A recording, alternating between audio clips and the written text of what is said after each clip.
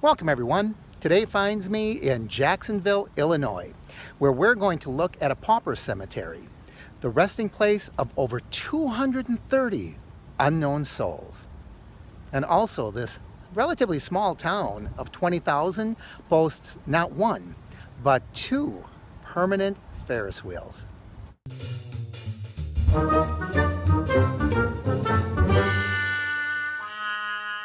I'm standing in front of the site of the first state hospital for the insane. I know it's not language we use a lot anymore, but that was the official term. Let's take a look at this monument behind me. And this reads First Illinois State Hospital for the Insane. The first patient was Sophronia McElhenney of McLean County, and she was placed here on November 3rd, 1851. And on February 13th, 1852, Martha Fisher was the first patient to die and be buried here. Since then, on this plot of land, 234 recorded burials from 78 counties occurred right here. And all that really remains of it is this old weathered sign, Immanuel North Cemetery. It's hard to imagine 234 people have been buried here in this lawn, this front yard. They're buried in what at the time would have been considered paupers' graves. People that didn't have family members or they didn't have the money for an appropriate burial.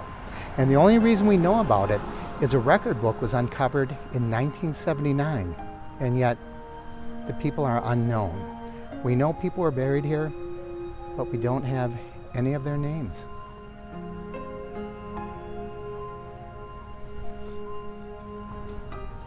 There is one more monument that recognizes this final resting place. And it reads, Epitaph, Peace, Joy, and Esteem surround the memory of the beloved resting here. Mental health issues were not recognized and understood back then as well as it is today. And it's rather sad to think that people were put in these hospitals really to just dwindle away and die and be buried unrecognized, unacknowledged, and unknown.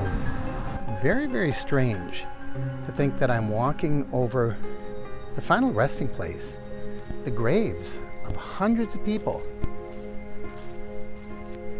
People who are just unknown to us today. And it's right in a residential area. Kind of strange. I was passing by the city park in Jacksonville, Illinois, and I saw this. They have a permanent Ferris wheel. Apparently it's owned by the Rotary Club, and you can rent it for your special events. Now that's something you don't see every day. Why wait for a carnival to come to town when you can have your own Ferris wheel? I've discovered a machine I want to design and build, a portable Ferris wheel. Sounds pretty exciting, but they're not my words. No, they are the words of W.E. Sullivan in 1893. He saw the original Ferris wheel at the World's Fair and he wanted to make one himself. On May 23rd, 1900, in the square of downtown Jacksonville, Big Eli, a 45-foot high Ferris wheel, made its debut. It grossed $5.56 that day, a gold mine. This is Big Eli 17. The 17th Ferris wheel to be built by the company, and it traveled the country. In 1957, Big Eli 17 came home to Jacksonville, Illinois. It was converted from a 10-seater to the 12-seater that you see behind me, and it remained in operation until 1985, at which point it had to shut down due to high insurance costs. 30 years of enjoyment and making people happy, shut down because of bureaucracy, insurance. The Rotary Club donated the wheel to the city of Jacksonville. At which point the Eli Bridge Company, after which Big Eli was named, and private donations allowed it to be refurbished and permanently put on display here. And by the looks of things, it's back in operation.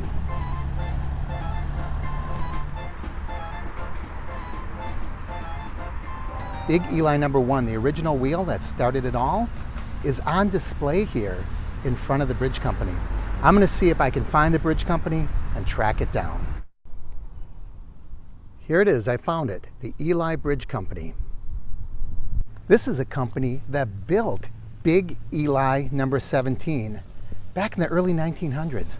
But that's not all. Standing in front of me is Big Eli #1, built 218 years ago in 1900. You're going to take a look right now at that 45-foot tall Ferris wheel. And there it is, Big Eli #1, 118-year-old Ferris wheel. And that's all that's left of it. You can see there's no seats, no motor, but this started it all. We know at least 17 were built because we just got done looking at Big Eli #17. I saw there's a little plaque on this one. Let's go take a look and see what it says.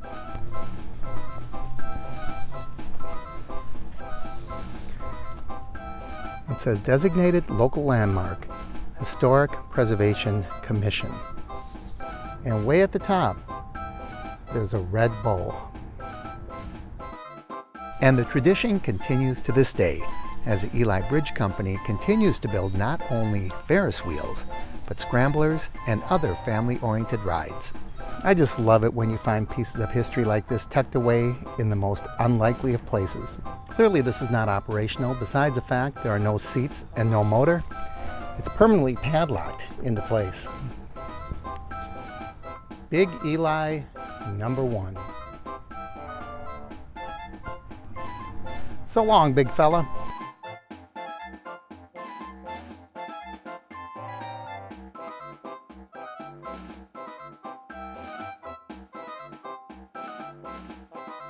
Thanks for watching, everybody. As always, I love it when you leave comments, when you share and like the videos, and if you haven't already, especially when you subscribe. From Big Eli #17 in Jacksonville, Illinois, I'm Mark with the Average Me Channel.